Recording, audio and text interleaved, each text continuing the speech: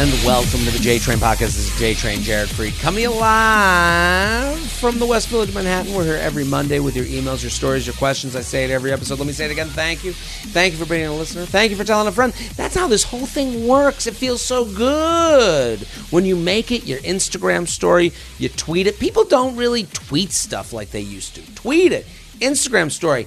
Listen, if you want to take go to the videos. We're on YouTube. Look at now, it sounds like I'm begging. We're on YouTube. Come on, we got video content. Go on the YouTube page, youtube.com/Jared Freid. Let people know about this great show. I love that you guys listen. It is such a pleasure. The emails are fantastic. I love some of these emails. If you want advice, lifestyle, relationship, we do it all. This is the Dear Abby. I guess I'm using another. I shouldn't say Dear Abby. I guess it's a similar thing that we've been doing. You know, this podcast has been around for like a decade. So we have experience in the life advice, anything you got an issue with. And really, my guests and I, we don't know anything. I don't even know why you email. But really what it is about getting to people who have no bias. This is the people go, why do people come to you? I say, because you're going to get myself, my guests, who, first of all, we don't hear your problem and go, what? That's the worst. You tell someone your issue, what? You see the judgment right away. No, we don't give a fuck about you. We don't know you. And then also to receive advice and perspective from people that don't know you, we don't have a prior, we didn't know you in college. You know, when I go to my parents, I'm like, hey, this happened. Then they go, well, when you were 5, you used to leave the shoes out in the laundry room. So you're lazy. You know, we don't have that with you. We're coming in fresh face to your world, so to speak. So keep sending it in. JTrainPodcast@gmail.com. That's JTrainPodcast@gmail.com. Very excited. We have a new guest here. Hit that bell, Shelby. New guest to the JTrain universe. Hilarious comic, Matt Golditch. Thank you for coming on. Thanks for having me, man. I'm just excited to have somewhere to be, something to do. Right. You're on strike. I'm on strike, yeah. You're a writer. You've written for Late Night Seth Meyers for years. Yeah, it's a little bit of a less of a transition because for the last 3+ years we've still been working from home ever since COVID. So there's no writer's room, no office. Well, I would go in sometimes as needed if I had a reason to be in the office. But I was saying it would have been much weirder if I had gone cold from being in my office every day to then being outside my office holding a sign. But the fact that I'm now gone from being in my office to being at home working to now being at home not working is like a little bit of more of a gradual. It's interesting because I the writer's strike, I get asked about it because I'm in comedy, but it's not really a part of my life. I was never in a writer's room and never part of the the union, so to speak. But you've been part of the union, for years and years now. Do you feel? I would understand that because from my outsider's point of view, you go, well, there's got to be some people that are like, it's not that we're not really fighting for our fight because you're on a nightly network TV show. So this isn't really your fight, but it is. I guess that even tells you there's a fight to be. It's so difficult because there is a fight to be had because there's two different worlds. There's this digital world versus the network world. Right. If you could explain that. I can't speak for anybody globally on the union. I can speak for myself, which is like, yes, I'm one of the lucky ones. Like for the last 9 years, I've had a steady paycheck, 52 weeks a year. I've had, a steady job, whereas like a lot of people, writers who work on scripted shows, they're bouncing from show to show. They're trying to cobble together 8 weeks, 10 weeks. Like a show like Succession, that is however many weeks Succession was. Yeah. And then those people go, okay, you're done now. Yeah. And that doesn't last you the year. And by the way, that's one of the shows that people actually watch. I mean, imagine if you work your whole year is trying to show that, just falls, with a thud like on Netflix or whatever. But so, I mean, at least you're excited. You can say, I work on Succession. It's prestigious, whatever. It's easy to get another gig. But yeah, I mean, for sure, the people who work on scripted shows are having a hard time making a career out of it. But it should show you the reason for this strike is you're literally saying, I'm the lucky one for having a job at a show that is on nightly. Yeah. Those shows are going away. Yeah. The idea of like, you, how old are you? I'm 43. 43. I'm 38. We're right in the same, generation. We had must-see TV Thursday. Yeah. We had NBC Thursday night 8 o'clock to 10 o'clock. There were 4 sitcoms with 4 different writing rooms that were 26 weeks. Yeah. And now those shows are based, there's like maybe 5 of those. There's more people working. There's more shows and there's more people working, but it's harder to get a career within that. So, I mean, I'm definitely fighting for other people out there, but also for future me. The future future me, like when this show, in some indeterminate point in the future, I'll need another job, and I'll want to find one that's more steady and but more protected. But that should show again, because there's some people out there that go, well, what are they complaining about? Well, and you go, you're watching an industry change before your eyes. I mean, when you look at like the individual paycheck, like of like what one writer gets paid for like one episode or 1 week, like it's very high. But it's like if you turn it into a gig, then where just it's the not idea protected, of calling it a gig, exactly, versus a career. Like yes, at 23, you get a job being a junior writer or whatever the fuck that is. I don't even know. Yeah, I mean, and probably not at 23. I mean, unless you're, a wonderkind. But I mean, whatever it is. I'm saying, like, if you get in the writing world, you go, right.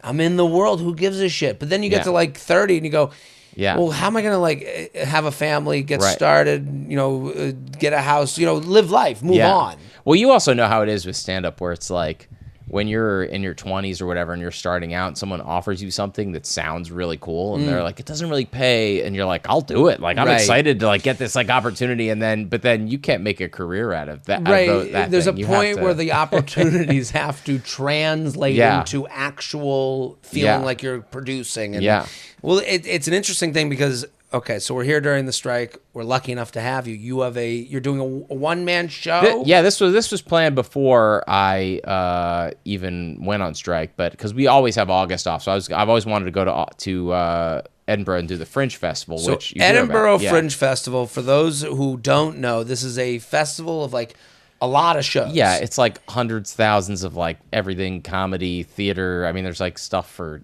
kids. I don't even know half of what's out there, but a lot of comics we know have like done stuff out there. And so I've always wanted to be like, I'm gonna have something to aim for, something to I've never really done. I've recorded an album, but I've never done the full another full hour. Since then, and I've never really had like a full hour show that I worked on that had more of like a theme. And that's what these shows have. It's like a storytelling element of a beginning, middle, and end. It's got an arc, and everyone's crying at the end. I said I'm not going to do like one of these like pour your guts out on stage. I was like, I'm going to do stand up, but it's going to have like hopefully a through line running through it. What's the through line that you got? So the idea is basically my whole life I thought I was like, when I get really good at stand up, I'll do X, Y, and Z. I'll do my 1 hour show, and then realizing like, okay, like I'm in my 40s. Nobody's asking me to do these things. I'm probably never going to be amazing at stand-up. I should just go for it. And so the idea is, it's called What If This Is the Best I Can Do? And it's sort of about all the different ways. I mean, I have a writing job. I do stand-up. I have a family and kids, and I feel like I'm failing at all of them. And I think a lot of people probably feel the same way, where you're like, I'm not really at the top of any of these, including parenting. I'm not really the best at any of these, but it's just sort of all the different ways in which I'm failing. It's a very much a relatable thing to a generation, I'm sure. Yes. I'm sure people of a certain age, you're the first generation that's going to do financially worse than your parents in America. That is something that has been said a number of times. You grow up in an economic boom of the late 90s ish. That's a time where you can do anything. You can be president. They're on MTV saying you could be you. We're all special snowflakes. And then you get to the reality and you go, is this it? Yeah. And you still have to hear about everyone else doing what they're doing because of social media. And social media, and it's impossible. I mean, I've been making a joke on stage about, Twitter. Twitter's the one where you can kind of be negative. You can kind of just be down on yourself and be like, I'm gonna fucking kill myself. And people are like, okay, great. That's bad. Retweet. But Instagram, especially, I mean, for comedy and for parenting, for sure. I mean, everybody... Parenting and family stuff, you get a little bit of people shitting on themselves or being negative or talking about how bad they are at it. I think the parenting stuff, you get this is how the real moms do it. But it's also, even while they're saying this is how the real parents do it, they are still full makeup, full. Yes. It does feel like a produced version of what the real parents do. Exactly. Comedy and career stuff. I mean, have you ever seen a comedian post online, my career is not going well? Have you ever seen someone say, hey, you got to come out and see me do stand-up because nobody's come? Like, I mean, because then who would want to go to that show? Come? So it's kind of an interesting quandary where you can't really get up and talk. You can't really talk publicly about like, oh, my stand-up career is like not that good. I try to be as honest as I can, but you do want to say like, this is a good show. Yeah. Like I went to Europe. And like I went to Dublin, great room. But I'm still trying to sell the last few tickets to Dublin. Then I went to Belfast, and it was lightly attended. Yeah. And you go, you got to go out. And what people take away from that, you want to control the messaging. Because you go, I don't want people thinking I just like gave up on this show. Like I went on and did an hour 20. Yeah. And like danced around and made sure whoever was there of these 7 people, not 7, but like of the 45 people in a room that fits 200 were happy, and I did my job. I think they walked away having a great time, but at the same time, and you go, you want to say I went to Belfast, but a little bit of it is you go, how am I saying, how do I be as honest about this without lying? No, people, I mean, that's how you sell tickets, is to talk up how great things are going, but nobody ever really, I mean, the joke I've made is like, all these edgy topics that comics get up and talk about. Nobody ever has the guts to get up and say, oh, I'm doing bad at comedy. I mean, that's the edgiest thing you could possibly say. So, I mean, that's sort of the area where I'm going through. And then the other part of it is, I may completely fail in writing the show or making the theme work. So if I do, that fits in even more to the topic of failure. Ending. Yeah. So and look at this. You guys wasted your time at this mediocre show. No, but it's going to be a great show. I want everyone, if you're in Edinburgh, if you're at the festival, go. Yeah, a lot of people go, apparently. I've never been. I'm kind of excited. The one thing you hear back as a comic, and you've probably heard this, is it's exhausting. Yes. I've heard that it's a month-long show every night, and sometimes you get 10 people, sometimes you have a bigger night, but it's every night. But I'm also going to be without my kids for 2.5 weeks, so I was saying, it might be less exhausting than actually being at home with my family. How old are your kids? My kids are 8 and 3. 8 and 3. Too far apart. Too far? Yeah. I'm 4 years from my brother. Is that They just have no common interests. You know what I mean? Okay, you can't bring them both to the baseball games. One likes baseball, one likes Barney. Again, like failure, you have these like visions of like, oh, we're going to do all these things as a family. Right. Like we're going to just do all these like family events on the we're going to go on a family hike. We're going to do family hike. Yeah, or like a family this on that the was weekend. Never my family. No, my family never. No way. We have these. But then like you realize like everyone's just so much calmer if you just split them up, and so you like you're just like, I'm gonna take different rooms. I'm gonna take this one, you take this one for the day, like let's go do our own thing, and then everyone has a great time because the kid gets the one-on-one attention. They get to do whatever they want. The only one that it sucks for me and my wife, we're like, hey, I haven't seen you all day, like what? Right. And how long have you guys been married? 13 years. 13 years. And the kid dynamic, did it change things? Is it, will you bring in 2 kids? It was great. And then I think we love parenting. It just went from, something happened when we had the second one. And again, both kids individually, amazing, lovely, but like for some reason, the second one was like crazier than the first one. And then it made the first one crazy. So we went from having 0 like problem kids to 2. 2 just but they're animals. Both great. But just like, at each other's, They fight. Yeah, well, a 3-year-old and an 8-year-old? She's up in his business and up in his, he was the center of our world. And then she's up in his toys, messing with his shit and just like, bothering him. And he's just like, and then also on top of that, like, he never, when he was 3, he never like watched cartoons or heard anybody say anything like mean or rude, right. He was just like, and now he's like, has all these like influences where he's turning into like, and then she sees him and then copies off him. Oh my God. Like she'll like when he was 3, he never would be like, no, I don't want to do that. But then he'll say it now. And so now she'll be like, no, I don't want to do that. She sees it works. Yeah, exactly. Yeah. Yeah. How do you tell your kids you're on strike? My son understands everything about the strike except that I'm not getting paid. He loves, things have to change here. Yes, no, I scream. He loves that I'm on strike. He loves it. He hates the man. He likes this. He likes the idea of chanting and holding up signs and picketing. He understands that I'm not working, that the show is not happening. I don't think he fully understands that like the paychecks are not coming in like they used to. And he's going to come with me on Thursday. They're going to have a bring your kid to the picket. I'm going to bring him with me. Bring your kid to the picket. Yes. So this is like it's a little brainwashy, don't you think? Yeah. Well, I mean, better for him than to be on the corporate side. I don't know. I mean, I'd rather but it's like when little kids are like, I love this president, and you're like, how did that? You're obviously picking this up from home, right? Well, if it's as long as it's the right president, then that's fine. The one I like. No, but I mean, no, it's. I think he'll like it. I think he loves screaming. He likes just the yelling at people. So I think it. Will there be toys? Will there be an ice cream truck? I don't know what the thing. I don't exactly. Seth Meyers send out like a taco stand for the kids? What is he? I've seen a lot of people. Okay, so in New York, I've seen a lot of people with like babies strapped to them picketing, obviously. Right. And then in LA, there's been more. I've seen like more older kids at the picket on social media, but I haven't seen it here. There happens to be schools are closed on Thursday, so what holiday? It's one of those like weird like teacher enrichment day, blah blah blah. I don't know, but yeah. Are you in the city or We're in the city? Yeah. So city kids.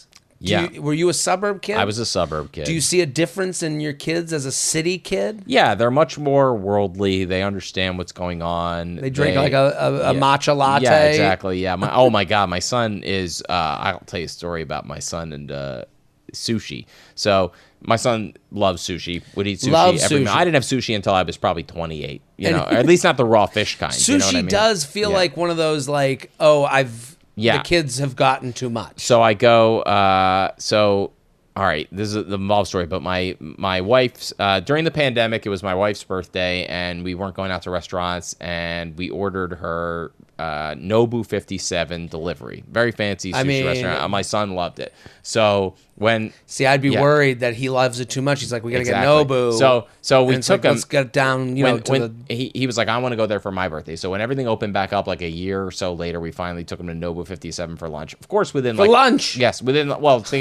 lunch. This kid's living big. Well, they be cheaper. Okay. And then within like 30 seconds, he's like bored. He's like, I'm bored. I'm like, okay. Bored? Yeah. So we feed him. He likes the food. So then we go on, like a few weeks later, I take him on this play date at this apartment. And we're ordering lunch. And the parents go, hey, Graham, what do you want for lunch? And he goes, sushi. And they go, oh, that's great. Like, we love sushi. We love to order sushi. And he goes, what kind of sushi you like? And my son goes, Nobu 57. Oh, no. And I go, no, you have to explain. And then I had to go back and it's a whole story that I just told you. I had to tell them to explain, like, no, it was a one-time thing. I swear, we're not taking him to Nobu 57. Right, you get embarrassed. No. You're like, we're the Nobu parents. That's a full, like, on city kid thing where it's like, I mean, I hope they drive by the picket line and they look out the window, they see your kid, they're like, look what happens. Yes. This is why we don't eat Nobu 57. Yeah, because you can't have kids out in the streets now. Yeah. Oh, my God. When I was a kid, when I was in high school, when the Outback Steakhouse opened in my town, that was the most exciting. We thought that was the fanciest thing ever. Big deal. Also, that also is a sign of certain times. Again, going back to like,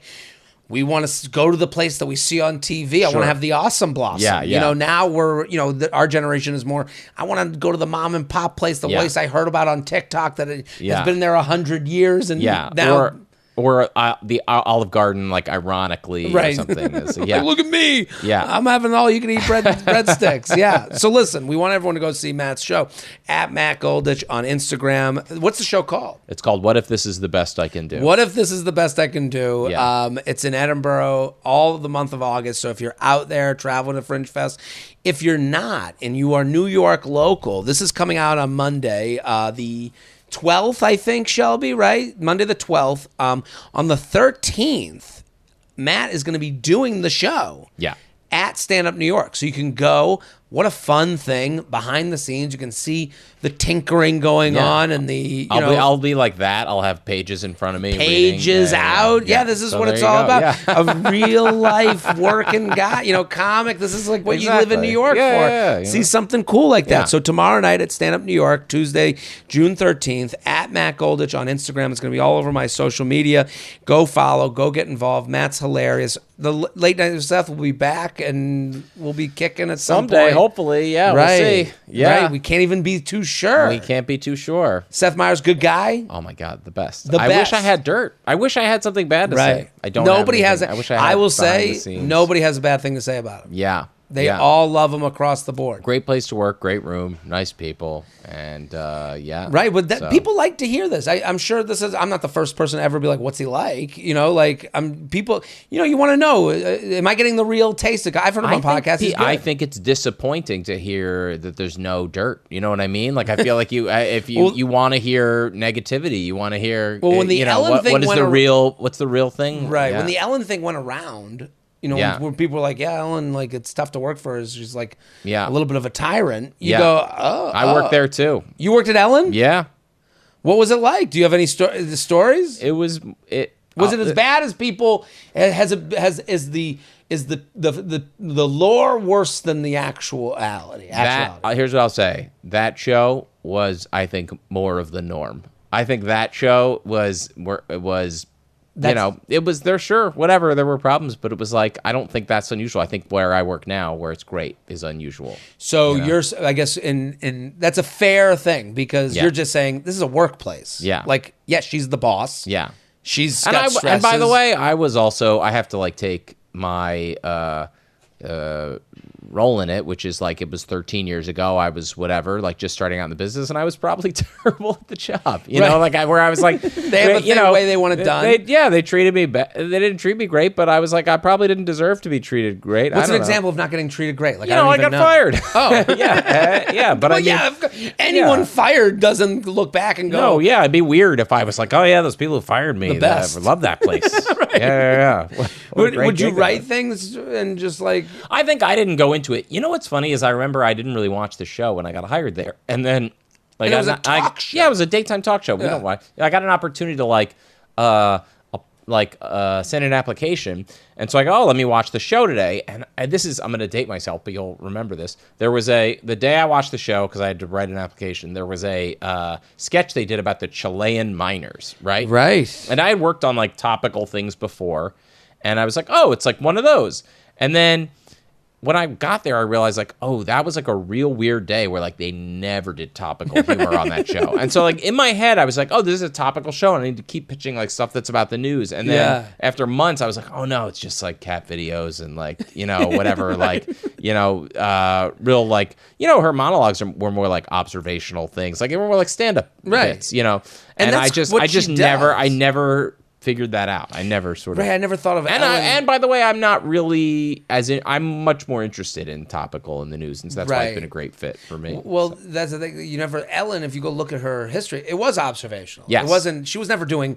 Let me tell you. I think like her sexuality became a big part because of the timing and the show that she was on, but it was never like what she did. No, yeah, she was more of an observer. I mean, she's a great comic. I mean, her stand-up. Hilarious. If you go back and look, it's amazing. But let's get to the show. You ready? Let's do it. Let's answer some emails. JTrainPodcast@gmail.com, at Matt Golditch, Edinburgh, all of August. Go to Matt Golditch. Your website. We'll have it. Instagram. Instagram, Twitter, Linktree, sure. Okay, we're trying. We're starting to see the reasons for the topic of the show. There you go. No website. Yeah. No, okay. It's down right now, but but no, I'm gonna own it. I gotta own it. Let's do it. No plus one. Hi, Jared. Sending all the feathers. Especially love you and Kay on the Bachelor podcast. Well, thank you. My cousin is having a wedding. I received the invitation, and to my surprise, there was no plus one. Even though my boyfriend and I will be celebrating 5 years together this year. Yeah. I was surprised, a little bit offended. I wasn't giving the plus one. Granted, my boyfriend hasn't met this side of the family due to COVID. Okay. Should I ask the plus one or leave it? I'm not concerned about going solo as this is my family, so I know. Let me reread. Should I ask for the plus one or leave it be? I'm not concerned about going solo as this is my family, so I will know plenty of people. I found it very odd to not receive a plus one. Note, the family is very well off. This is going to be a 3-day wedding event. In no way is this a small wedding. The dress code is black tie to paint the picture. Love to hear your take on this. I love this email. I love that they told us the kind of the size of the wedding. Yeah. Black tie. Yep. Well-off family. the plus one shouldn't be in it. Boyfriend, 5 years. Yeah. You're married. How did you handle plus ones? What was your policy? Did you have a policy? We invited pretty much everyone, I think, got a plus one for sure. It was Everyone.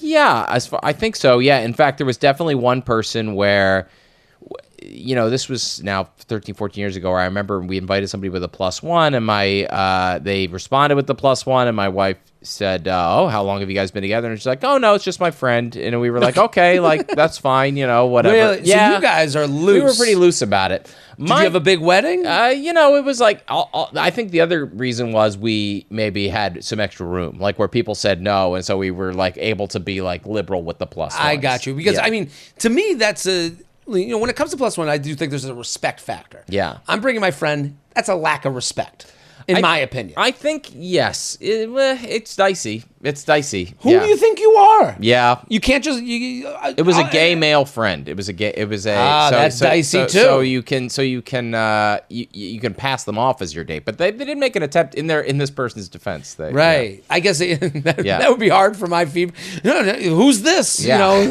Come out to us right now. Yeah. Get that gay friend out of our wedding. Right. Okay, yeah. It's like, what are you going to do? No. It's Pride Month. Yeah. How could you? Yeah. My initial... Well, there were two things I had, which is, one, is it some sort of honest mistake where they literally don't know that this person's dating somebody? Fair. Or is it a first cousin, a second cousin? They didn't say. See, the way I read this email, and it's no plus one, even though my boyfriend and I will be celebrating 5 years together this year. Yeah. I was surprised, and then it's granted my boyfriend hasn't met this side. Yeah. Due to COVID. Yeah. This side of the family due to COVID. So I'm not sure if she's introduced... Has the boyfriend met the family at all? Yeah. Is a start, where I start. Yeah. This isn't about plus one. I understand why she's offended. You're not really taking me seriously as an adult. Yeah. You're not taking me seriously as someone who has a serious life that they're trying to grow with this boyfriend of 5 years. But I would also, from their end, they'll go, if she won't bring this guy around us, and this is my ask of her. Yeah. Is to take a look in the mirror. Have you avoided bringing this boyfriend to this side of the family? And if you honestly have, they have felt that. Yeah. Right? No, I think you might be right. And also, how long can you use due to COVID as an excuse? It's wild. The fact that due to COVID was brought up for not introducing 5 year... Yeah. At this point, I couldn't believe 5 years. Even if you want to be liberal with how long was things shut down for COVID... and say 2 years, that Right. still leaves 3 non-COVID years, and also they could hop on a Zoom with your boyfriend, right? Right. It makes no sense due to COVID at this Yeah. point that you haven't met this serious boyfriend. There was 2 years before COVID even out of the 5. Right. So, yeah. It just doesn't... Something isn't right here. And listen, it could be a disagreement of the seriousness with which COVID was taken. Yeah. If you're still masked up at this point, I'm looking at my clock, June 5th, 2023, you are going to have a difference of opinion with people you're very close with. I'm not saying whether you're wrong or right. Yeah. I would have a difference of opinion than you. Yeah. But if you're sitting here going 5 years since, I don't know. Maybe that's just something we're glomming on to. Maybe. Yeah. But you know what I'm talking about. Like when I see Sure. someone like masked up these days, I go, something has happened. Yeah. I hope they're okay. Yeah, immunocompromised maybe. Right. But I like that you went to the spot of maybe you need to investigate whether this relationship is really working out. Of you've been together 5 years. Why hasn't he met this side of the family? But that's what they're thinking. If I'm if there's or they go, we don't want, there's two sides. There's, why have you didn't want to bring them around us, so obviously this isn't that important to you that we haven't got. That's familial stuff. Yeah. That's a little bit, that's more. There's also kind of, you brought it up, we were talking about what's the policy? Right. What's the plus one policy? If you walk in, they go, we don't want, because there's some brides that go, I don't want any randos in pictures. Yeah. I don't want to open up these picture books 10 years from now and go, who is that? Yes. So that's a big policy for That's people. easy. Then you do one round of pictures with the boy with the plus ones and one round without. That's I would be so infuriated if I was the boyfriend. Yeah. I'd be like, because I would be like, oh, I'm the reason they're taking this extra picture Yeah. because they're not sure if I'm out there on I dating think apps still. I think it's if it's important to you, if the people tend to get over these things more than they think they will, and if they don't get over them, then maybe there's a deeper reason for it. So I'm almost like, just ask if you can bring your boyfriend. Well, you got to go to here's what I would do. I agree. There's got to be a level of asking, but there's got to be an order to asking. I think what they need to do, they said it's their cousin. So that's so that there's an aunt or uncle. I don't know. Yeah. You got to go through the bloodline. Right. So you go through the bloodline. So if it's your mom's sister, you go to your mom and you say, what was the policy on plus ones? Yeah. Not where the fuck is my plus one? Right. You have to investigate, then make your statement. Yeah. You got to make sure you know the lay of the land you're walking into. Mm-hmm. Hey, mom, what was the deal with plus ones? I didn't get one. Yeah. Did they just do no plus ones, or did they do me specifically? Yeah. That's what I would want answered. Right. And your mom or your dad or whoever it is should take your side over the cousins. Your mom is going to be less political than you. Yes. You need to be political because your mom is going to be an animal. Yeah. Yes. So you have to rein in your mom before she even knows she's being reined in. Yeah. So it's not, this is a situation where you go, hey, all right, mom, just between you and me, what was the plus one policy? And then your mom comes back and says, I talked to them, it's all good. Totally. I didn't say to do that. Right. Well, but that's what you wanted that anyway. That is kind of what you want. Because, listen, the mom might come back and go, they're a little offended. Yeah. You never brought Brian to Passover. Why didn't you bring him? Yeah. They're not really sure. Is this serious? Yeah. And then you go, I didn't bring him because I wasn't sure that there would be enough room at the Seder. And then they go, okay, water under the bridge. Now we have a miscommunication cleaned up. Yeah. Or it's the dad's side of the family, in which case, I don't know what. It's going to be tough. Yeah. The dad's side, the dad is going to go through the mom again. So you're going to go to the dad. The dad is going to go to your mom. Your mom is going to go to the mom of the other person. Now you're the game of telephone. It's a telephone situation. Right. Yeah. But I do think you got to start with blood. You got to go through that. Yeah. That's your road. And you got to be questioning more than angered. Yeah. JTrain. I think that's the move. JTrain podcast at gmail.com. JTrain podcast at gmail.com. Here with Matt Golditch at Matt Golditch on Instagram, on Twitter. Go follow the show. I'm on TikTok now. I should say that. TikTok. Yeah. See, that's how you know the strike happened. I have like 20. Day one, I have like started 26 TikTok. followers. Yeah. So get involved Yeah, at Matt Golditch on TikTok. The show, it's going to be in Edinburgh. It's all over his page. Also, Stand Up New York tomorrow night. Go check out a show. That's awesome. Salty wedding guest. Oh, it's all wedding themed. We got a lot of it's the season. It's the season. I'm going to a wedding this weekend. I just came from a wedding last weekend. Yeah. I haven't gone to 2 weddings in 1 year in a long time. Yeah. Yeah. I'm well, because of COVID. Because of COVID. Go to the wedding in a mask. I would just like to videotape myself in a mask at this wedding I'm going to this weekend. Yeah. Because it would be like, what are you doing? Yeah. It would be my dad, anger. Dude, there'd be such anger. Salty wedding guest. Do guys not make... Oh, no, that was the sign off. I'm reading the wrong thing. Oh. That was I fucked up. This isn't an all wedding episode. Good. Because it was highlighted. That was the Shelby. Shelby, Okay. delete the last couple. No, minutes. we can keep we're keep it rough, baby. All right. Do guys not make the first move anymore? JTrain, Shelby, and wonderful guest. Thank you for the many laughs and the Bachelor live screams. They make my Monday nights more bearable. On to my question. I'm a 36-year-old female recently out of an unexpected breakup a few months ago with my ex of 2 years. Since then, I've moved to a new city and started a new job, honestly living a much happier life than I had been. The sun has helped. I've finally gotten brave enough to download an app again, Tinder this time, because I met my ex on Bumble and honestly was just sick of having to be the first to start the convo that usually was ignored or went nowhere fast. But now that I have Tinder, I feel like the circumstances haven't changed. I've gotten a ton of matches, but not a single guy has initiated a conversation. I finally messaged one asking about one of my picks, and he never responded. I finally messaged one guy asking about one of my picks. The guy was asking about one of her picks? No, she asked about one of her own picks. Okay. Like, what do you think of it? I guess. I get it's strange. Mm-hmm. Something is off. Okay. I finally messaged one guy asking about one of my picks. Yeah. And he never responded. Okay. Well, listen. He might have not responded because you're like, why would I? Yeah. Why are they asking about their own pictures? I mean, we both sat here going, what? Yeah. So, but also, it's one try. Yeah. You're not acknowledging. A lot of this email doesn't acknowledge the numbers game that is these apps. And if you start making grand statements based off of one experience, you're going to get yourself bogged down into negativity. Yeah. But I'll move on. I get that most guys still see Tinder as the hookup app. Again, grand statements based on what? No, guys see every app as a hookup app. Sure, yeah. So you're sitting in, I get it. You're making excuses that don't exist. Right. For what? Yeah. And negativity. You're producing negativity with these grand statements. Even though my profile says I'm looking for a long-term relationship and I swipe left on guys' profiles that say they aren't interested in that.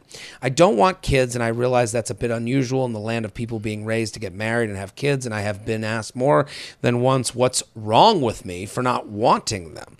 I do state that in my profile, so maybe it's a turnoff for guys. I know there's a dopamine rush just to get a match, but come on now. Why do I have to make the first move? Are guys just afraid of getting rejected and would rather hold the power? Are the roles now reversed? I've gone to plenty of bars in town and have met 0 guys, so it's either the dating apps or the convent. That's funny. At least black is a slimming color. Please help me unravel this mystery. Sincerely, I'm too young to be a nun. What do you think, Matt Golditch? Do you find any truth in what has been said? Well, I would have to see her pictures. I don't know. I mean, what happens on Tinder once you match with somebody? Then it's up to somebody to make the first move? To say something. So these guys have seen her picture, and she's just sort of waiting for... a talk. I mean, I would... Have you done the apps? No, I mean, no, never. I met my wife, pre-apps. How'd you meet? She was in the audience of one of my stand-up shows, actually. Come on. Yeah, and I talked to her from the stage. Really? What did you say to her on stage?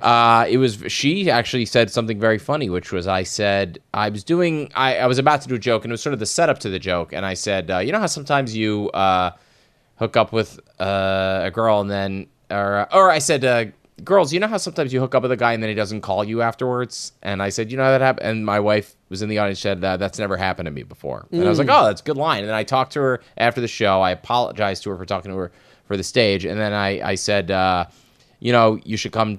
I got her email address for my mailing list. Right. And then I said, why don't you come to another show sometime? I emailed her, or maybe we could go out. And she wrote back, I'd love to come to another show sometime. And she did. She did come to another show. And then I asked her out on the spot the second time. Did she come with friends?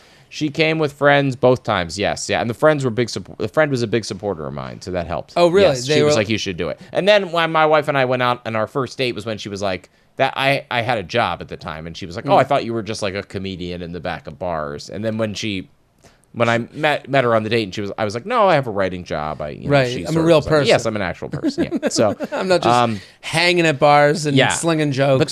But this was so long ago that like any app experience I have, I'm just like, I mean, I've obviously like helped friends, like single friends, like swipe through or whatever, but in terms of the etiquette of it. Your story is actually important for this person to hear. Right. Because they're living in a world where match means we go on a date. Yeah. That's not how it works. Right. Just like your experience. You matched with your now wife. Yeah. 4 times before you went on the first date? Right, yes. Right? You matched on stage with a nice little back and forth. You matched backstage when you did the email exchange. Yeah. You matched again. A yes had to be made at every one of those steps. Hey, I'll come. I'll bring my friends to the next show. I don't want to go get a drink. I want to come to your show again. Yeah. Everyone is making sure the grounds in front of them are safe to walk on. Yes. And this person is living in a world where they're making all these assumptions about people. Men don't come up to me. No, everyone is making sure, and this is our generation too. Yeah. We Google the restaurant before we go. Yeah. We make sure everything's comfy cozy before we get in that bed. Yeah. So I understand what they're saying. I'm getting matches. I'm sick of talking first. I don't want to be on Bumble because I met someone there, and I'm sick of it. I think you have to understand this is a piece of the pie. Yeah. That grand statements are only going to get you into negativity. They're Right. great for your blog. Yeah. They're great for a joke on stage. Yeah, no, I mean, she had negativity about, like, maybe they're just looking for hookups, and then it was also maybe they were looking for kids. So it was like in both directions. She was sort of like, totally right. Yeah, right. What's wrong with me? You're so concentrated on the negative that you have to kind of, and I know this is easier said than done. Listen, I'm with you, girl. I'm on the dating apps. I understand how this goes. Maybe it's a recognition that these apps aren't for me. They aren't good for my brain space. Yeah. But here's the thing. When I swipe on someone, swipe right, swipe left, whatever that app might be, yeah, when I get a match, that is not, I need to go on a date with them. yeah, It starts at, okay, let me see what's next. Let me see how the conversation goes. Do we have a good back and forth over this thing? Is it a fun conversation?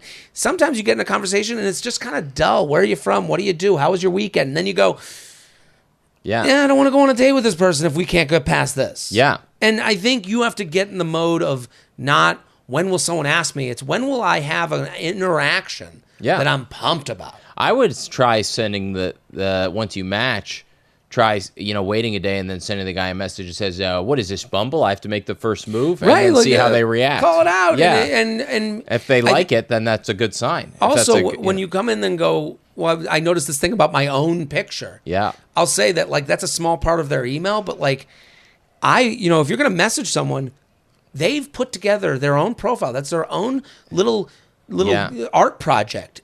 Make it about their profile. Yeah. Hey, no, that's true. Where do you go bowling? I see Yeah. you're bowling. Hey, where do you wrote in your profile? You like movies. What's the best movie you've seen so far? Those feel hokey and whatever, but at least let's get the ball rolling. Maybe they write back something fun, and you've started the conversation. The thing you hear, there's a thing you hear more about guys than girls is that they only want to talk about themselves and they don't ask questions about the other person. But I have found that asking the other person like let's say my closest experience is not dating, but in meeting a comedian's spouse, right? Mm-hmm. Or like a work colleague spouse. Like if you ask them 2 questions about their own life, that's probably more than any comedian has ever asked them before, or any guy has ever asked them before. So they're like, wow, he's really nice, Right? And I think asking someone about themselves is is a great. It's interesting. Right, and it's interesting. Yeah. Be interested. Yeah. If you're not interested, then you have to again, make it about you. Make it the controllables. Yeah. I had an interaction that was the more you assume, the old saying, when you assume you make an ass out of you and me. Yeah. When you assume you don't want, you don't talk first, these guys only want to hook up. If you go outside, you're going to hit nature. There might be rain. You might need an umbrella. So these things can happen. You might meet someone on a dating app who's only there for hookups. But the minute you go into Tinder's the hookup spot. Yeah. Then what are you doing there if that's not what you want? First of all, second of all, I don't really that's every guy. Yeah. Let's live in a world where every single person's going, yeah, I would, but then maybe it's going to be more. Guys live in a world where it's I would and maybe more. Yeah. It's very much that. And that's maybe sad to hear, but it's also can be empowering. Yeah. They match with you because they're attractive. They would. Yeah. If you're in a relationship with someone, you're going to be hooking up with them. Right. It is part of it. It is part of it. I had a woman, we exchanged numbers, and then I get and we exchanged numbers on the idea, we should do drinks sometime. And then they texted me, hey, when we got to do those drinks. I'm still up for those drinks. And I wrote, I was out late. I was at a wedding, so I wasn't. I look at my phone a lot, but at a wedding, phone goes away. Yeah. Got done with the wedding, and I wrote back, absolutely. That was all I wrote. Yeah. And it was at 1:30 in the morning. Yeah. Then they wrote back to me at 2:30. It was hey, maybe I'll be around tomorrow, but whatever. And also, I see that your text came to me at 1:30. If you're just looking for hookups, that's not really what I'm looking for. I'm looking for something more. Okay, that's her right to write. Yeah. I'm not going to go on a first date when that's written before we've ever met. That person saved you a lot of trouble. Right. I feel they skipped. They were like, okay, this is not my because type. Look at the position you've put me in. Yeah. The position you put me in. And again, it takes a lot of swiping right that aren't swipes Yeah. to get to a first date. Hey, I would like a drink. Hey, our schedules do match up. Hey, our texts are fun. We should. I'm excited to go. Now you've gone to, if you want hookups, that ain't the place for me. Well, where's my decision in this? Where do I get to go?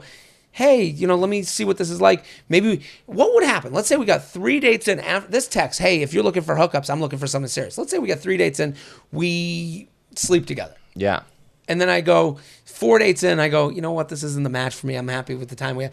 Now I just went with her warning. Yeah. And it's, again, you can say that's what you're looking for. But if you don't let the person go on the date and you make these assumptions prior to the date, you go, you've boxed yourself off. So I can understand this person saying, all these guys are here for this. You've done a lot of that. Yeah. JTrain you gotta podcast be open to it. at gmail.com. JTrain podcast at gmail.com. Here with Matt Golditch at Matt Golditch on TikTok. He's there. Twitter. Be Instagram, my 27th follower. TikTok. Be the number 27. Yeah. Stand Up New York tomorrow night. Edinburgh. Help. Can we evict a roommate? JTrain. Huge fan of all your pods. Have seen several of your stand-up shows. I'm excited to see your live You Up show in June. Thank you. Oh, yeah, I got You Up Lives. If you're listening right now, I'm going to be doing You Up Live Philly. This comes out the 12th? Long Beach tomorrow night. If you're in Long Beach, New York, then I'm going to be in Philly, Boston, New York, D.C. for You Up Live. Great show, fun show. And then I'm coming to do stand-up Kansas City, Nashville, Stamford, Raleigh, Lexington, Charlotte. And we're sponsored. We didn't even get to the sponsor. We've been having such great emails and conversation. JTrain podcast. Here's some breaking news. The government uses your electronic devices to track your location, movements, and in many countries, your internet activity. That crazy porn you're into? Yeah, the government knows about that. Unless you're using ExpressVPN. This is fear-mongering, but they're right. They're not wrong. All that stuff's out there. ExpressVPN is a virtual private network. When you use it, your internet connection gets rerouted through a secure encrypted server that lets you surf the web anonymously. I love ExpressVPN. Also, just to have, you do all these things on the internet. You purchase stuff online. You're Googling, people, places, things. Yeah. You want some protection. I know you think incognito mode does the trick, but it's not good enough. Even in incognito mode, your internet provider can see every site you visit. If you're on a campus or using a shared Wi-Fi, your network admin can too. So protect your privacy today and get 3 months of ExpressVPN for free. Visit expressvpn.com/JTrain. That's EXPRESSVPN.com/JTrain for 3 months free with a 1-year package. Visit expressvpn.com/JTrain and to learn more. Oh, we love that sponsor. Let's go to this email. You ready? Let's do it. Okay. So can we evict a roommate? My boyfriend and I have been dating 2+ years and are looking to move in together this summer. We both couldn't be more excited for this step, but we are stuck on how to navigate the move. My boyfriend's 31 and has been living with his roommates since they were in college. They have been in their current apartment since they were 26. It's huge, renovated, in a perfect location. Have we done this one before? Or have I read this before? No. All right, Shelby's in charge. They have been in their current apartment. It's huge, renovated, in a perfect location, has a private rooftop. The rent is jaw-droppingly low. I am talking over $3,000 less than it would have cost to be rented for. The landlord has only increased the rent by $100 each year, which is unheard of in New York City. It's a unicorn apartment, which my boyfriend found years ago as he is in the industry. I'm pretty sure we've done this. No? Maybe I read it before the podcast and then... All right. In my mind, I figured we would be looking for a new place. Fresh start, but my boyfriend wants to stay in his current place, which I have no opposition to. I love his apartment in general, but I specifically love the price. Is it socially acceptable to kick out his roommate? Neither of us know the best way to go about this because he doesn't want to taint their friendship. And I don't want him to either. The thing is, the roommate could not afford this place on his own. So if we don't take over the lease, the apartment will likely go back on the market. So neither of us nor him would be able to keep this incredible apartment. To answer a fair question you might have, why doesn't someone someone else move into the apartment with a roommate? Well, all their friends are in their 30s, either live alone or with their significant others. The roommate has voiced before in other unrelated conversations that he would never live with a rando because he is way too particular. Not sure how this stance would hold when push came to shove, though. To be frank, it would suck for the whole group if we lost the apartment, as this roof is where we spend a lot of our time. It's like the friend's apartment. Yeah. Right now, near here. What's that? Very close to here, right? Right. And now my boyfriend has me daydreaming about the size of the place, bigger than anywhere I've ever lived, and relatively to the market, not the world, low ass rent. Is it selfish of us to want the apartment? Should my boyfriend ask his roommate to move out? Should he ask him if he would live with a random roommate in the current apartment first, then go from here? Should we just find our own new place and risk the apartment, go back on the market? Any advice would be appreciated. Thank you in advance. Sincerely, we want the unicorn. What do you think? Well, it's interesting. Like, I don't know. It seems like a recurring theme of people not having conversations that they should have had already. Like, you would think if you care about this person, or if this was like your boyfriend's good friend, like wouldn't the guy know at some point, like, hey, we've been dating 2 years, we're probably gonna move in together, like this is not a permanent arrangement where I'm your roommate forever. Like right, it would be weird of the roommate to go, you're moving in? What? Yeah. What? I thought we were gonna live like this forever. But it's also like, you know, I think you're the one who's springing the change on him, so you do have to give him first crack. You have to say, like, hey, man, we want to move in together. We wanted to give you first chance at the apartment. If you want to find someone else to live with, or if you want to keep it on your own, go for it. You know, like, let us know what you want to do. And then if you decide you don't want to take it, like, you know, we might be interested in keeping it. It's like when you go on a date. I don't go on dates I can't afford. Yeah. So you go on a date, I go to pay. Yeah. You know, I don't want to go on a date that I'm like, and we're going to be able to foot this bill. I hope she wants to split it because we're going to a really expensive place. Instead of that, I would go to the place that I could afford on my own. And I'm not going to put myself in someone else's hands. Yes. So I think what you're saying is correct. We got to go talk to this guy. Yeah. I would present him with option A, B, and C. Yeah. Option A, my girlfriend and I, hey, you know, with the title, we are moving in. Yeah. So, hey, friend, I'm moving in with my girlfriend. We got 3 options here. Yeah. 1, we go somewhere else. Again, place you can afford. This person isn't crying poor. They're saying the rent is just really good there. Yeah. Option A, we move out. We're out of here. Yeah. I'm leaving you alone to the apartment. Yeah. You know, maybe you bring someone in. You know, what? I don't know what you're going to do. Mm-hmm. Option B, we can move in here and you can get the fuck out. Yeah. And we keep the apartment. And option B only happens if you're planning on leaving this place if we leave. Yeah. So that it's kind of like a transitive property type of thing. Yeah, yeah. You know, there's a PEMDAS to this where it's like you go, option A, we're moving in together. Yeah. Now, if you don't want a random roommate and you're going to leave this place too, we'd like to keep the place. Yeah. You know, it's like a choose your own adventure. Yeah. You know? I think so, yeah. Was there a C? Is there an option C? I'm trying to think of the C. The C is where you don't want to see someone else live here. Would it offend you if I live here and we won't move here? Yeah. You gotta judge his offended nature, right? Because someone could be like, I guess I gotta move out so that the 2 lovebirds, and I guess I'm alone, so I'm the loser. I think it starts at I want to move in with my girlfriend. Yes, we would love for this place to be a part of that, but if you plan on leaving this when I leave this, we want to come here. I don't think he's going to be like, I want to keep living with you guys. Like, why don't we move in the 3 of us? Never. And if he is, that's weird.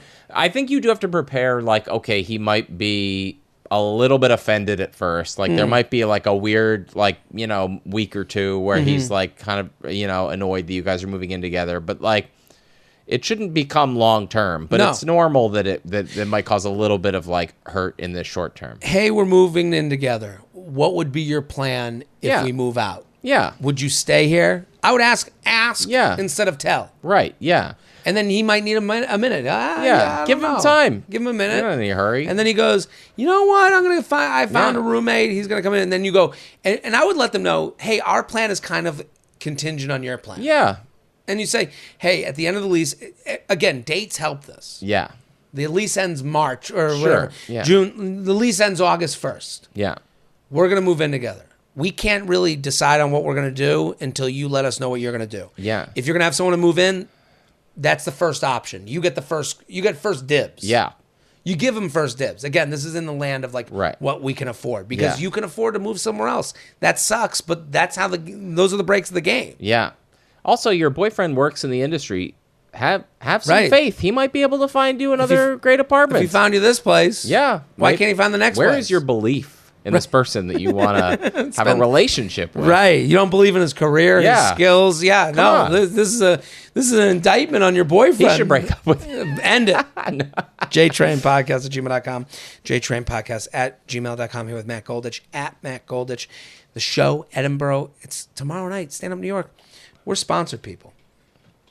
JTrain podcast is sponsored by Stitch Fix. I love Stitch Fix. If you want to look great but hate to shop, Stitch Fix is your new cheat code. It's the easy way to get clothes that fit your style and budget. Just answer a few questions about where you like to shop, what you like to wear, and how much you like to spend, and you'll get connected with your own personal stylist who will send hand-picked clothes just for you. Here's the beauty of Stitch Fix. We are all very hard on ourselves. We don't really go outside of our normal style and wear. What is going to happen is they're going to send you a box of stuff to try on in your own home, your own mirrors, and it's going to be stuff that maybe you wouldn't have picked out, and maybe because you didn't want to even take the time to try it on in the store. This is in your home, you try it on, you give it a look, and you go, or you found your new favorite, pieces, so to speak. So watch out, Jake Gyllenhaal. Now we can all look like $1 million. That's right. With over 1,000 brands you know and love, that's a big part of this. 1,000 brands. A lot of these places, they'll give you like 3 shirts from the same company. No. You're not walking into one store. You're now walking into a possibility of 1,000 brands. That's crazy. Sizes ranging from extra small to 3X, you'll have the perfect thing to wear no matter what the occasion. Their stylist will even show you exactly how to pair your new clothing together. That's huge. So you'll never have to worry about a bad outfit day again. Try Stitch Fix today at stitchfix.com/JTrain. You'll get 25% off when you keep everything in your fix. That's huge money. That's stitchfix.com/JTrain for 25% off today. stitchfix.com/JTrain. Bachelorette party woes. Did you have a bachelor party? I did, yeah. Where was it? We rented a house in the mountains in the Poconos and just drank. And, that's great. It was fun. Yeah, it was a good time. That's easy. Comfy. We shot. It was the only time in my life I ever shot a gun. We went to a gun range. I shot a gun. How'd it feel? Didn't feel right. No, didn't feel like me. Yeah, you? No. And I later went to one other bachelor party where people were shooting guns, and I was like, I'm good. You opted out. I opted out. I was like, was it like a rifle? You know what it was? The first one, mine was like a range, like a real professional operation, and the second one was like toothless guy in the desert, like shooting cans. And I was just like, this. I've done the professional one. Right. This feels like it's not quite up to snuff. Yeah. JTrain, I'm in dire need of some advice, or at least needing to hear someone talk this through. My best friend since elementary school is getting married. Yay. And I'm a bridesmaid in her wedding. Her bachelorette party is in Scottsdale. Scottsdale has become a huge bachelorette party location. So my parents are. Really? They're in Scottsdale. They live there now? Yeah. That's a retirement area. I didn't know it was a bachelorette party. Yeah, I think there's like a very big street, if I'm being... Oh, really? That like you can go out and there's outdoor bars and also there's spa. I know there's spas in Arizona. It has a little... Especially... For women, like I think guys want to go to the mountain, shoot a gun. Yeah. Women want to go to the party spa. On the streets. Yeah, a little street party. We're all very excited. The bride dropped a bomb on us this week. She said that she can't wait for the bachelorette party as long as everything's good with Nana. Some backstory.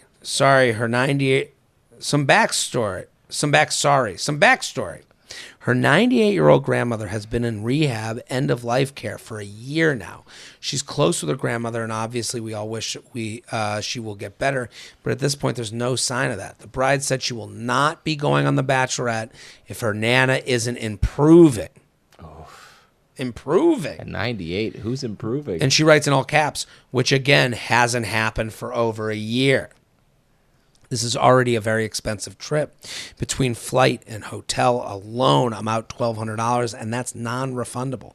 The trip is in a month, and ultimately I need to know what to do. If her Nana isn't improving and the bride decides not to come on the trip, are we not supposed to go either?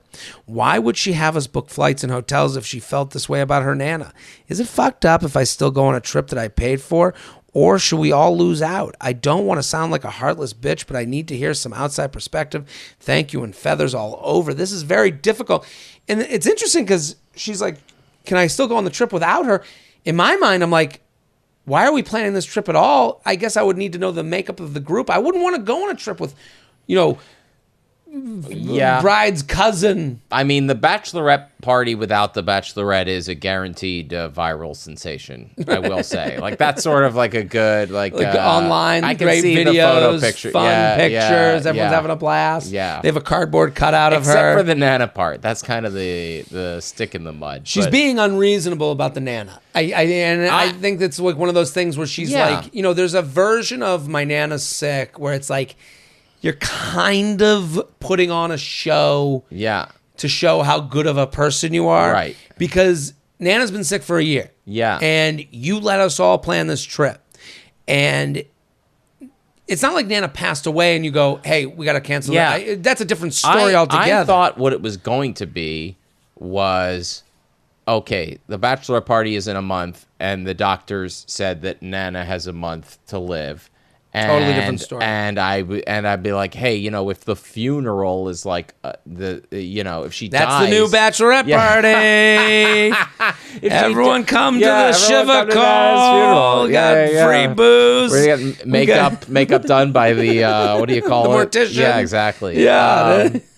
But no, everyone dancing around. Yeah. I wonder if Nana penis straws at the. At the funeral. When she says if Nana isn't improving, I wonder if she really doesn't mean assuming Nana is still alive. I wonder if she's not she's not being fully... To say I need to see Nana do, run 3 times around the high school track before I can leave for this trip is crazy. You're planning a wedding, so you're obviously not thinking about Nana every minute, hour of the day. If I'm this person, I would want to know because here's what I would want. If she said to me, I'm not going on the Bachelorette party unless Nana's improving, I would be worried. I would want the flight credit so I could use it for a different flight. Yeah. And then I would want the hotel credit if because I'm a Bonvoy guy. I would call them and see what I could work out to be able to get credits wherever I buy these things. So not looking to go on this trip still. Yeah. Because I would want my trip that I wanted. That's something I learned during the pandemic is non-refundable doesn't really mean non-refundable. No, it just means refundable in credit. Right. And so it's you'll use it. Right. If you fly Delta every time, this will get used at some point. Yeah. I use those credits all the time. Yeah. Hotels might be different, but I don't think a month ahead, I think you'll be okay. Yeah. I don't think you're an asshole. I think you're right. I think it's tough because she lives in the land of moral superiority. Yeah. Nana's dying. I care so much about Nana that I might stay unless she shows me that she can do 10 push-ups. Then, I have to stay here and sit by her bedside with a candle. And then you're waltzing up going, yeah, I'm out $1,200, and I put a lot of money into penis straws, and I just want to know that I'll get my money back. So you sound like a dick, but you're not. You are. Yeah, you're actually right of mind. I would bring it up now and just say, hey, if you're not in the mood or frame of mind to do a big bachelorette party because you're sad about Nana, then that's totally cool. We don't have to do something let's all go out to dinner. Let's let's go to the dinner 2 nights before let's figure out an alternate way that's not as celebratory given what's going on with your Nana. If that's what's not cool on the other person's part if they're oh, let's wait and see a little longer. But be hey, if you want to cancel this thing, we totally get it. Let's just get our money back and forget it. I love your tone. I love what you're saying. I think it is a choice between...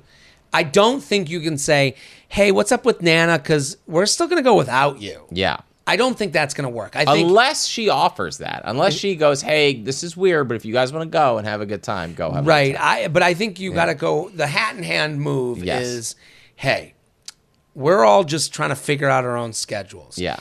If you want to do something different because of Nana stay close to home, we can all do that. But we do have to figure this out. And we will all get credits. We will all be fine. No one's mad at you.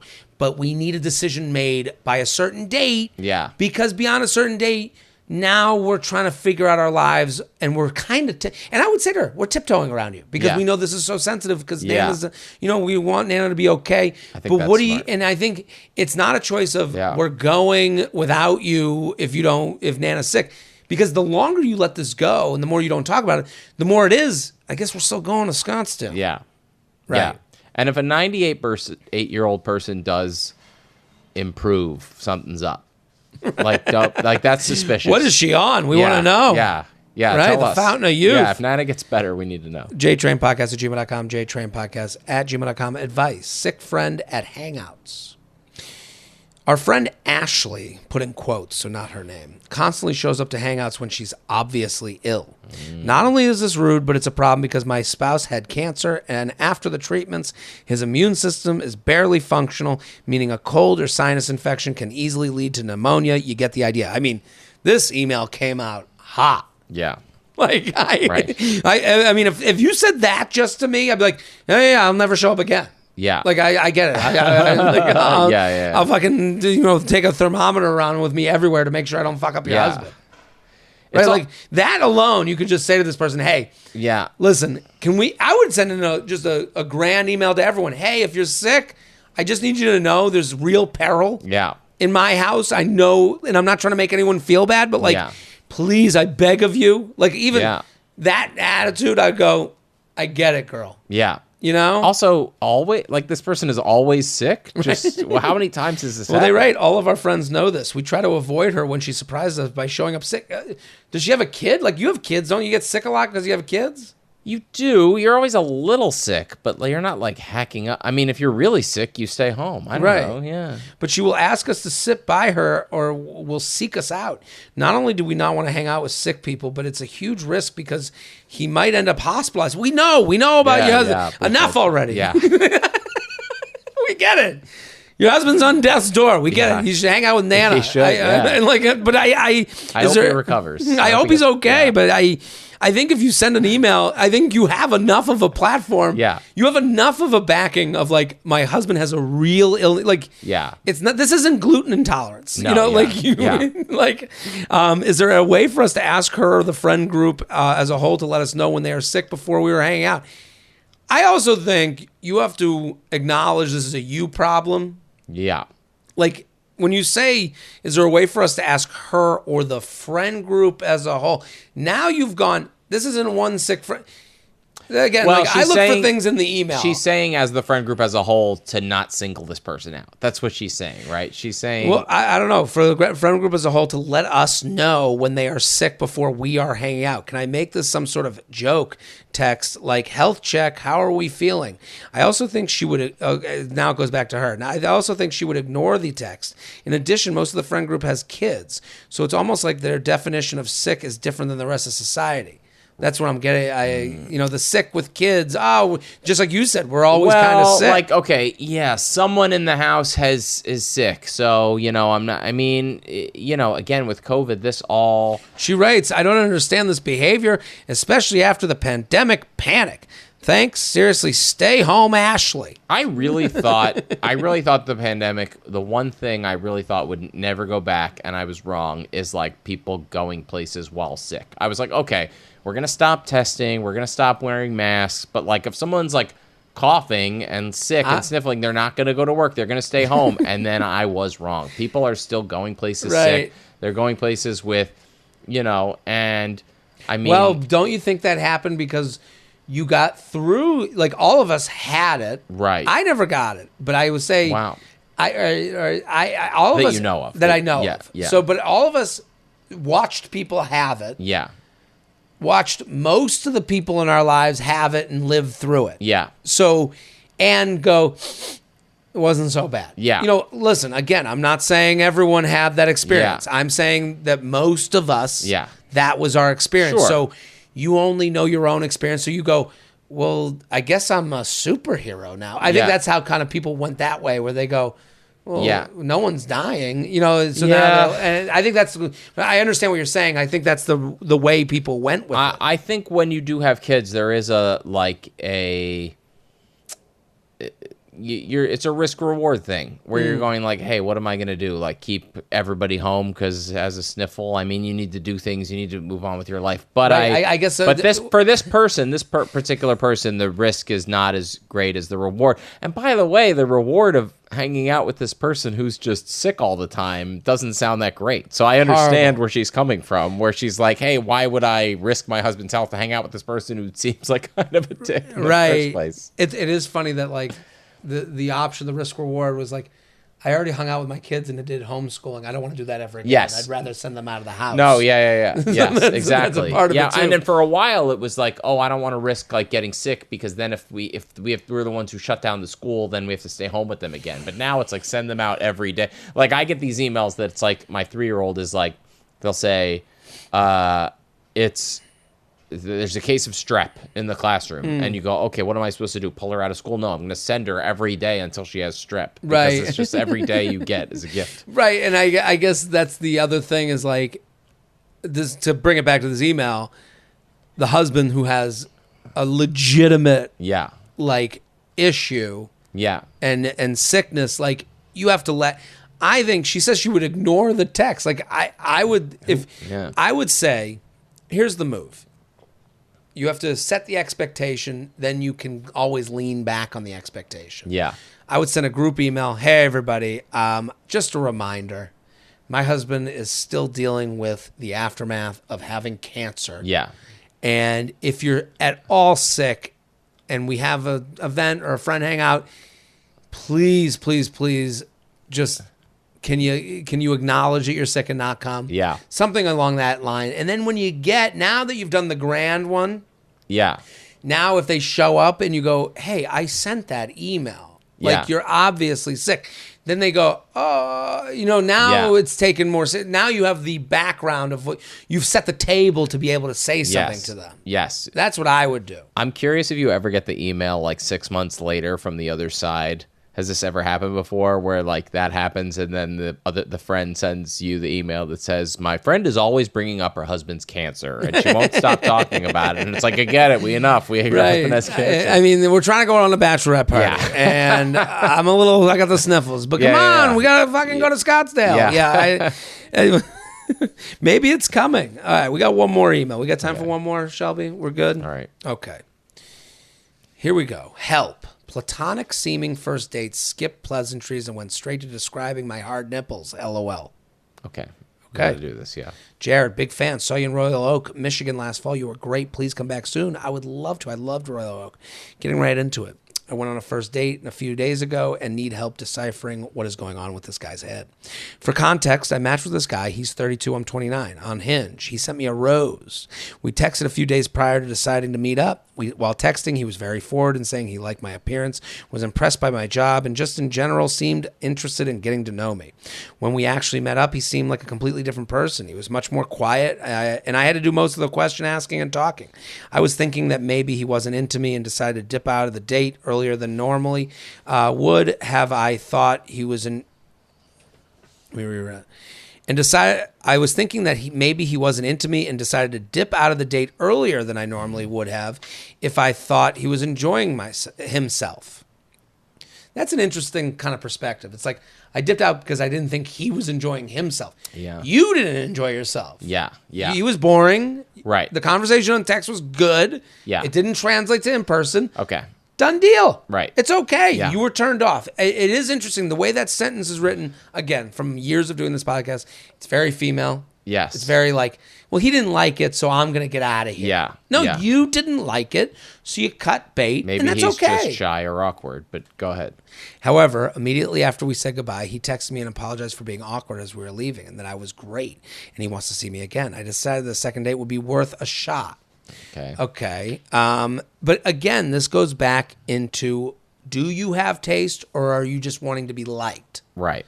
And again, I think it's safe. I think you're going to live a better life, even though it's harder to go, I have to cut this off when I don't like them versus they like me, so I like them. Yeah. It's just, so I decided that a second date would be worth a shot.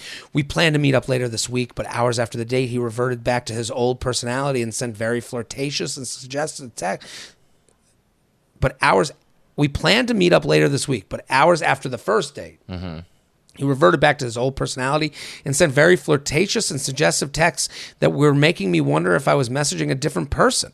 When I met him in person, he did not make any comment about me, personality, or appearance, and we only hugged goodbye for maybe 2 seconds, which I initiated. The whole thing seemed more platonic. However, the texts I'm getting now are not platonic. Since our date, he has let me know that he noticed I was cold because my nipples got hard when we were walking outside in the cold rain. This guy's a real Casanova. Yeah. I smelled edible, what my ass looked like, how he's fantasized about us having sex, etc. After reading several messages like this, I decided to say something and ask why he wasn't more forward in person. He responded by saying he did not want to be a pervert out of the gate and to save some for future dates. Well, mission not accomplished. Right. He's sending texts about her nipples and her ass. Right. And doubled down on his comments again, telling me in so many words, hey, at least I noticed your nipples and ass. And that he's actually had to stop himself from sending even more explicit texts. I guess I'm flattered that he thinks I'm hot, but I think it's kind of too much just after meeting me for 2 hours over coffee, especially when there was zero indication that he was attracted in person. A "you look nice" would have gone a long way and made me feel more comfortable receiving these texts. You're giving so much empathy to this guy. Yeah. You are not seeing the issue here. And I'm speaking to the emailer because this guy, he ain't for you. No. And he doesn't know how to date. You are dating in a normal world, and he's dating in a world where there's this analog versus digital world. He's dating like it's porn. He's like Right. sort of looking at it like it's not, like the texting is not real. Like the texting is like the fake. Well, he's a different thing. person over text because he has texting. He's got texting balls. He's got texting bravado. He has none of that in person. He's not that person. No. On text, you can write the script for who you'd like to be, and in person is who you really are. Yes. He either needs to figure that out or meet somebody who's into it. I don't know. She writes, it's like he completely skipped any normal pleasantries and has gone straight to describe my appearance in detail. What makes this weirder is that this guy is not interested in anything casual and made sure to tell me he doesn't go out with just anyone, and he really values his time. Is it normal for this guy to tell me that he looks forward to waking up next to me in the future when we haven't even kissed? I haven't really heard from him since this conversation. Am I wrong to be weirded out by this? Why can't guys give normal compliments in person? Why is he only comfortable making a move over text? I'm not sure what to expect if the second date happens. Go ahead. I wouldn't jump to the conclusion that I don't know, that all guys are like this. I mean, he just seems like a weird dude who's not for you. Here's the thing. She needs to stop being bewildered by this and start having taste and understanding you're turned off. It's okay. You're turned off by this behavior. Yeah. Understanding it, I can give you some words on why this is happening. Dating apps were created by nerds for nerds. Yes. By people who couldn't have in-person conversations and wanted to and didn't know how to say the things that they wanted to say in person. Yeah. For people who don't know how to say things in person to the people they want to say them to. Now, what you said is true. Hey, how about you look nice? He doesn't have the personal capabilities to do that. Yeah. He doesn't want to do the work necessary to get to the place that you can discuss your hard nipples. Because that is a discussion between two adults who are consenting and like each other and have this sexual relationship. That can come. But he doesn't want to do that. He wants to rush, right? And all this stuff he's saying about wanting a serious relationship, he only says that because he knows you want to hear that. Yeah. So this guy's a fraud. He isn't who he is over text. This is why you go on the first date, to see if they're this person that you met online. They were not. Yeah. So you have to end this. Yeah. I agree. I give her, I guess, credit for going on the second date. Like maybe she hasn't yet, but I think or trying to. I mean, you give the person one shot. I mean, I could see she hasn't gone on the second date yet. It's not for her. This is not the right person. Well, here's the thing.